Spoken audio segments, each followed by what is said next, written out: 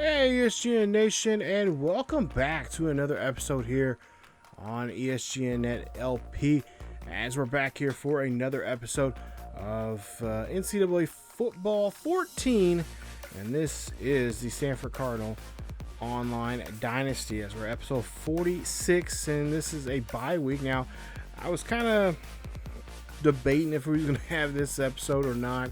I think originally I said I was just going to go right into the Pac-12 Championship game, which we'll talk a little bit more about that here later on towards the end here. But I just want to take you guys a look at the top 25 here. Of course, there we are, number 1.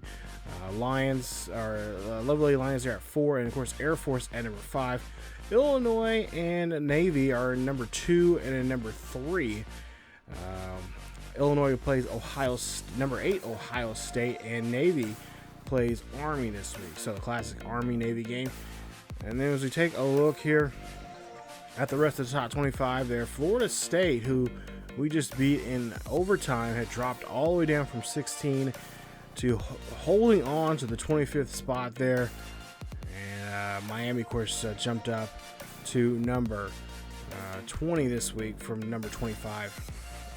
So some big shifts there. There you see Washington not ranked last week. Steve plays them coming up this bye week, as him and the lovely Lions there are number 4 in the nation. There you see the top 25. Arizona got quite a few first place votes here, and there you see Arizona State got beat by number dropped out from the number 13 spot, as they got defeated by Arizona. This will be coming up in this week here, as the final regular season game is upon a lot of teams here. As we take a look at the BCS, and of course the computers look like Illinois is your number 1 school. We're at number 2, even though they are ranked number 2 by the coaches. We're ranked number 1 by the coaches. There you see Navy, lovely Lions, and of course Air Force. They're at 5. So we have a good shot here to hold on to that, one of those 2 spots there. Looks like we could be playing Illinois if we can run the table still. We still got a championship Pac-12 game to play. If we can do that, then we have a great shot of playing for our first ever national championship with Coach TJ Bonds. This will be his 3rd year as the head coach of those Stanford Cardinals, who are currently 11-0 for the season, 8-0 in Pac-12 play. And there you see Cal, who they're at number 2 in the Pac-12 North with a 10-2 record, 6-2 over in the conference. But there you see New Mexico, 1-11 and 1-7 in conference play. Of course, if you remember correctly, here in the Pac-12, we are going to do some relegation. We're going to kind of shake things up. We've been doing this now for the last this will be the 3rd season we've been doing it.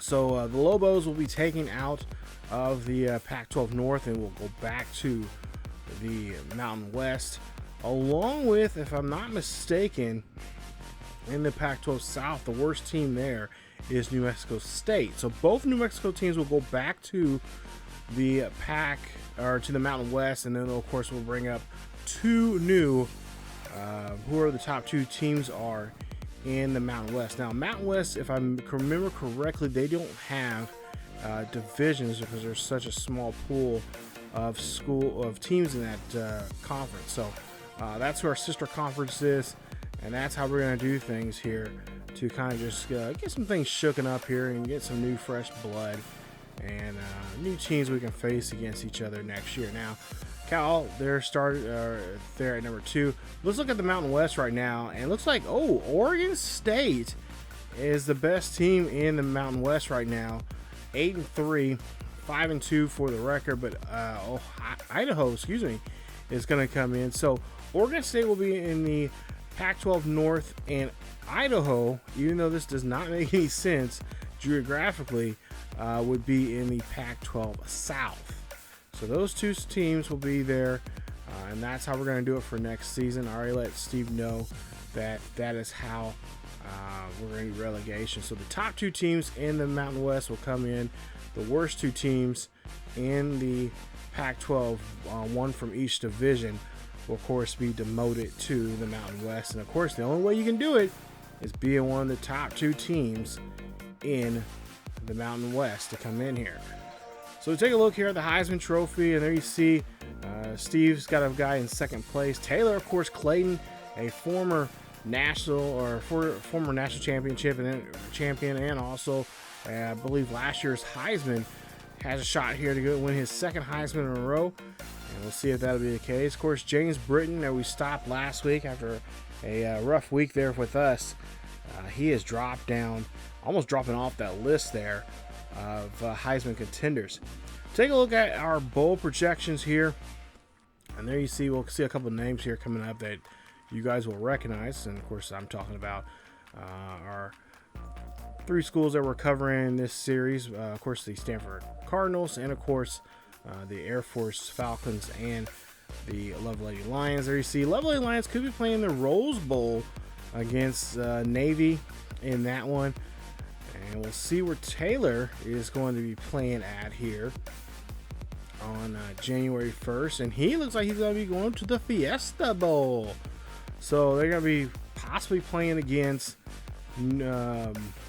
Air Force taking on Minnesota. There you see the Sugar Bowl, Texas A&M, Penn State, Orange Bowl, Virginia versus Cal, Mississippi State versus Oklahoma in the AT&T Cotton Bowl, Compass Bowl, Troy and Kentucky, Buffalo and University of Louisiana Lafayette going for the GoDaddy.com Bowl. And then, of course, there you see us, number 1 versus number 2. It'll be the first time we've seen Stanford in this series as possible national champions, going for the national championship. The first time ever in this game, and of course, this will be the first time in his career here now that Coach TJ Bond, not Teddy, TJ, his son, will be a part of that as a head coach. Now, we'll take a look here before we even get to the national championship. We'll take a look here at the big Pac-12 championship. And there you see Rashawn Henderson, who is injured right now for Arizona. The Wildcats, of course, took the top spot there in the Pac-12 South, and they'll represent the South in the Pac-12 championship there in San Diego. And there you see the numbers there for him. Of course, he will not be in this game. He's 6'3", 205 pounds, senior. Unfortunately, his injuries are serious enough where he will not be able to play. I think he's been out for a couple weeks now, and this could be a tough go for him. It's going to be nice for us not having to worry about a 90-plus quarterback throwing bombs there. You see great power and decent accuracy there for him. So it's going to be nice of a change here. We can actually hopefully we won't have a repeat of the Oregon game that we had back in season 2. But hopefully we can have a decent game here against their second string quarterback, and we'll show his numbers here in just a bit. But I'm really hoping that we can really shut down their defense here as much, or their offense as much as possible, especially with their halfback, which we'll see Ryan here in just a bit. But there you see the defensive tackle, Matthew Harris, great DN. He can just look at the numbers there, his strength. I mean, this kid can really do some damage there on that defensive line and rip through our offensive line and really makes some trouble there for Davis, and not to mention our backs, as he can probably get quite a few tackles for loss there and really cause some havoc to our offense, which doesn't really take too much for us, because the way our offensive line have been playing here, they've been having their good days and they've been having their bad days. So we'll definitely have to keep him in mind. Also, Jonathan Massey, 6'2", 279 pounds, senior. He's another guy there. 4 sacks this season, and there you see his numbers here. Great strength, great finesse, and power moves. And he can block. He can shed. Block shedding is not too bad for him either, as he has great hit power. Man, so both of those guys on that 4-3 they play, they can really do some damage to our offensive line if we do not do a good job there protecting our quarterback. Brian Smith, their tight end, senior red shirt, 6'3", 239 pounds, big guy there. He has 5 receiving touchdowns this season and only 42 receptions. He's a guy that we're going to have to, of course, watch out for in the passing game, as he has a pretty good awareness and pretty good catch. And, of course, he can look like he's got a pretty good, he can run a route pretty well, along with some really good run blocking and pass blocking there. So he's definitely a guy that he could easily probably go early in the draft this year. Oh yeah, he could be in the draft this year. Yeah, he's a redshirt senior, so he could be one of those day 2 guys there. But we'll definitely have to watch out for him and kind of slow him down as much as possible, and just keep our eye out for him. But the guy that we're really concerned about is this guy right here. Never trust a man with two name is the same as his first name. Ryan is 6'1", 221 pound, redshirt senior here. This kid has been running havoc here. He's had 10 rushing touchdowns. He has 23 rushing touchdowns for his career. They're at Arizona. There you see just 1,143 yards this season rushing. So he's a 1,000-yard rusher. So he is going to try to run as much as possible. As you take a look there, great acceleration, decent speed. He can break tackles and he can truck. And look at that ball carrying vision there. Whew, jeez. So trying to wrap him up, and we're gonna have to gang tackle him as much as possible. We definitely gonna have to make sure he does not get lost in the shuffle coming out of that backfield. I want to blitz as much as possible. I know, if I'm not mistaken, I think they have one offensive lineman there on the left-hand side that is going to be gone from the game, and the backup has not had too much experience. So we're going to try to maybe blitz a lot more on the left-hand side. If I remember correctly from the injury report that I read. So maybe he's not on there no more.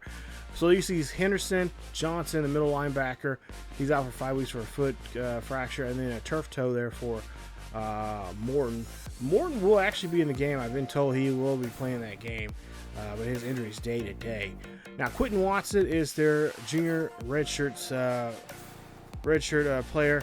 6'2", 210 pounds. There you see he's only his first year playing. He has 2 touchdowns, 1 interception, and that injury with their starting QB was just recent here. So Quentin has a lot on his shoulders here in this game, and this is kind of seeing what he can do now and kind of predict what they could get from him for next season if he happens even to stick around.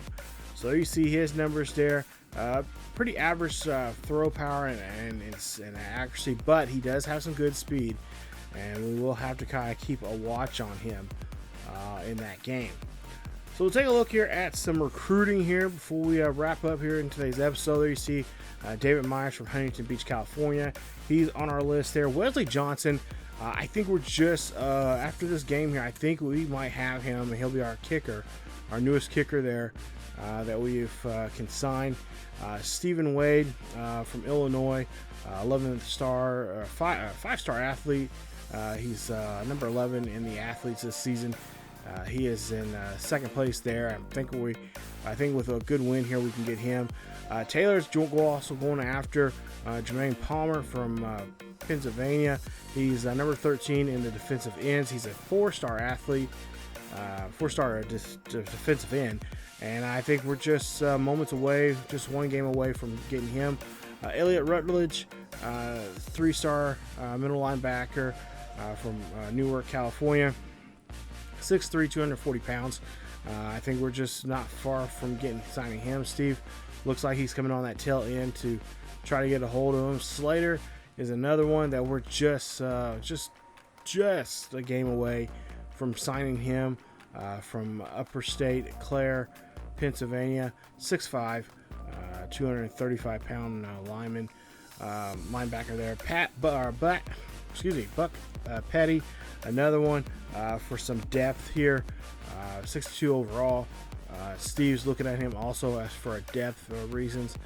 Seth Bryan, 74 overall athlete from Newcomb, Newton, North Carolina, 6'1", 212 pounds, 4-star athlete, and we're hoping to get him signed. Steve's also looking at Ray there, as we're really behind there. UMass looks like they could pull away and grab him and have him signed there, but Steve's right behind him. Just 1,265 points away from getting that young man. John Blanchard's another guy we're looking late here on our board. Steve there, he's got the lead. Taylor is in third place there, just 305 points behind him, and then right behind, they're in ninth place, is us with 875 back from the leader. And we're trying to see if we can get this 3-star athlete here for some depth areas, maybe on our linebackers, which we'll need here because we're losing quite a few good linebackers for next season, like Mosley and a couple others. Maybe even, I would believe, if I remember correctly, he could play even some corner there for us. So, and then Johnny Gray, 3-star guy, pass block, some tackles there. We're looking at some, a few offensive linemen also to add some depth to those positions. So a lot of just these last players you see here with either no points or a few points there. We're just pretty much looking at these guys as for depth. Some of them I was surprised that there were 75 overall. I'm like, wow, how did I miss these guys? And some of these guys were just guys that were maybe 6th or 7th on their board, and those are all kind of ones you got to kind of watch out for. But I'm kind of glad we waited towards the end here of the season. So maybe with this win, and maybe with a nice win for a national championship, maybe that'll tip the balance in our favor. And we can get those last minute scholarships. I believe we still have about 16 scholarships yet to give. Of course, you don't always give out all your, you can't always give out all your scholarships, but I think we're pretty close on a lot of these guys here that we could sign. And I think a really good, convincing win, especially with a young coach. This is his 3rd year as a head coach in Division I football. He's already brought one. He's already got 2 bowl games underneath his belt, and of course one Pac-12 Championship, going for his 2nd. I'm really hoping that these young men that we're seeking here for next season will turn things around. Can help us build a program and see something in this program, and be a part of this special time right now as being part of the Stanford Cardinals in the next couple of seasons. But yeah, for the most part here, like I said, we're just adding some guys for some depth, and just making sure that we can plug a couple of holes here with a couple of players, and just making sure that we can just be able to get some of these scholarships there to a couple of players, and just kind of really now we just need to kind of focus in on try to win this Pac-12 championship, and then once we do that, then we can start focusing on Illinois or whoever is in the national championship. I think by far we do have a good shot here at the national championship. Navy maybe can squeak in there, but with the points right now, if you were, I wish I kind of brought back those look at those points there, but we had a pretty good lead over pretty much all those teams. My thing is, I wouldn't be shocked or surprised. I mean, it'd be good. I'd be a good way to test at least my skills against Taylor and Steve in this game. But I wouldn't be surprised if we see one of those two surprise, out of nowhere, jump up and get to that tops in that number 1 or number 2 spot. Or what I was thinking was one of them would push us out at the last minute. And and BCS computer would just put them in there by a point or something, like a 10th of a point or 100th of a point or something like that. And we've seen it happen before in the past in IRL, but that's something I just want to try to avoid doing. I try to play as best I can and put up enough points there to help us out, and convince let the computer know that we're a team, we're a legit team, and we're doing well. And so far this year, we've been doing well. Wish the interceptions would not be as bad with Davis, and I'm hoping Davis in this Pac-12 game will really show up and show out of the abilities he has as a quarterback, and I'm hoping he'll play a solid game in that game, in this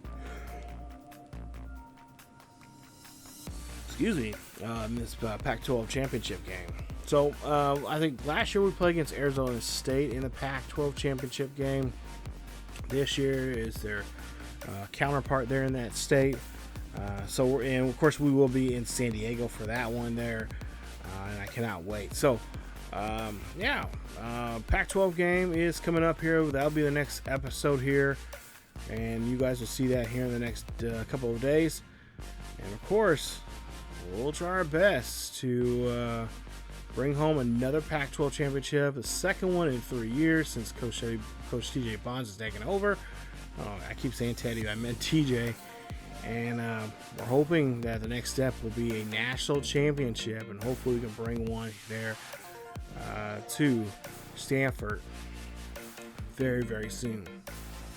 But that's it for this episode of the Stanford Cardinals Online Dynasty, episode 46.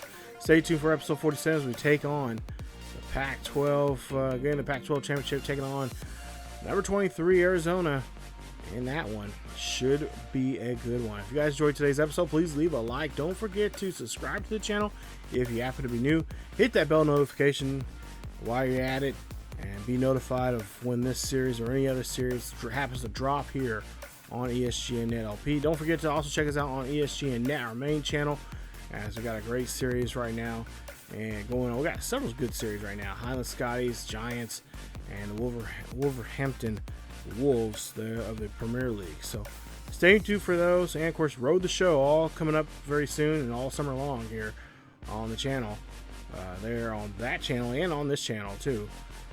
Baseball, a lot of baseball coming up here, even on this channel too. We'll have some new series here on baseball coming up here. But that's it.